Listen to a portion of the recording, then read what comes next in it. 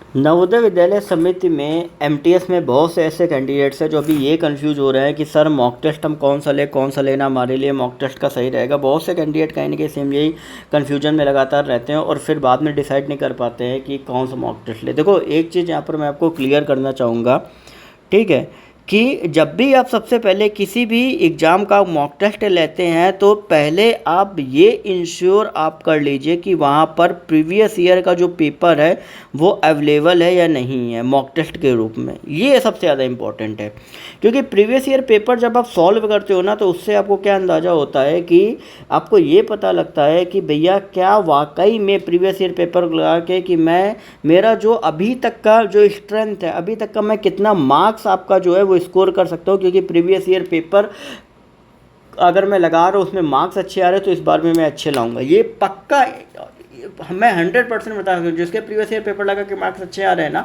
वो कहीं ना कहीं आपके इस बार मार्क्स बहुत अच्छे लगेंगे, ये ध्यान में आप रखिए। तो प्रीवियस ईयर पेपर सबसे ज़्यादा इंपॉर्टेंट है। जहाँ जिस भी प्लेटफॉर्म में आपको प्रीवियस ईयर पेपर अवेलेबल हो, पहला तो वो आप चुनो।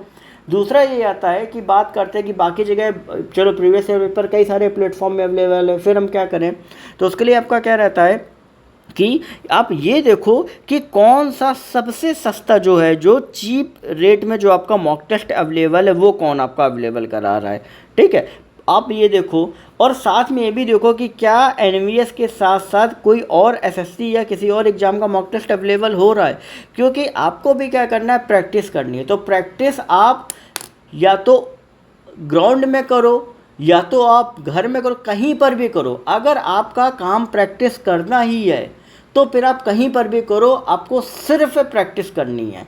तो यही चीज़ यहाँ पर भी है कि अगर आपको एसएससी का लगा रहे हो, एनवीएस का लगा रहे हो, बैंक का लगा रहे हो, कुछ भी लगा रहे हो, लेकिन आपको अपनी प्रैक्टिस अपनी देखनी कि हमें बस कुल मिला के अपनी प्रैक्टिस करनी, हमें ये देखना है कि हम कितना स्कोर कर पा रहे हैं, कैसा क्या पूरा कि अलग अलग क्षेत्रों में। तो पहले आप ये करो, प्रीवियस ईयर पेपर लगाओ, फिर इसके बाद एनवीएस के जितने भी मॉक टेस्ट अवेलेबल हो वो लगाओ, फिर बाकी चीज़ों को आप कवर करो। तो उनमें से पहले प्रीवियस ईयर पेपर देखो, फिर जहाँ पर चीप मॉक टेस्ट, सबसे सस्ता मॉक टेस्ट जो प्लेटफॉर्म अवेलेबल करा रहा है उसको पकड़ लो, ठीक है। और उसके बाद फिर ये देखो कि उसमें और कौन कौन से अलग प्लेटफॉर्म, अलग एग्जाम्स वगैरह के मॉक टेस्ट आपके खुल रहे हैं, ठीक है, जिनको हम इजीली एक्सेस करके उनको हम लगा सकते हैं। तो इतना बस आपको काम करना है, ज़्यादा कुछ आपको नहीं देखना है, ठीक है। अगर ज़्यादा आप चक्कर में पड़ोगे कि नहीं यार यहाँ पे ये क्लासेस मिल रही, वो मिल रही, कुछ नहीं है।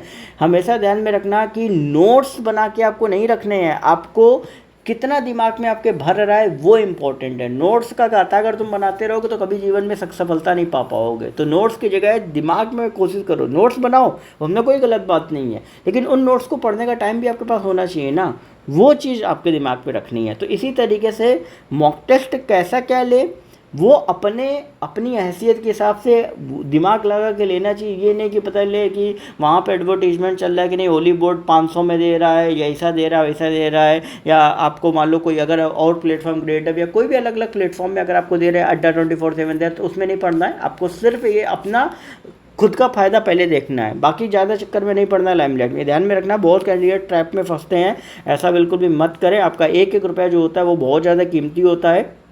साथ ही आप चैनल को सब्सक्राइब कर लें, क्योंकि इससे रिलेटेड जो भी अपडेट्स है आपको यहाँ पे मिलते रहेंगे। कोई भी क्वेरी हो तो नीचे इंस्टाग्राम का भी लिंक है, पूछ सकते हो। टेलीग्राम ग्रुप को भी ज्वाइन कर लेना, वहाँ पे अलग अलग गवर्नमेंट के सर्कुलर से एनवीएस एमटीएस रिलेटेड जो भी चीज़ें रहती है वहाँ पे मैं आपको अवेलेबल करा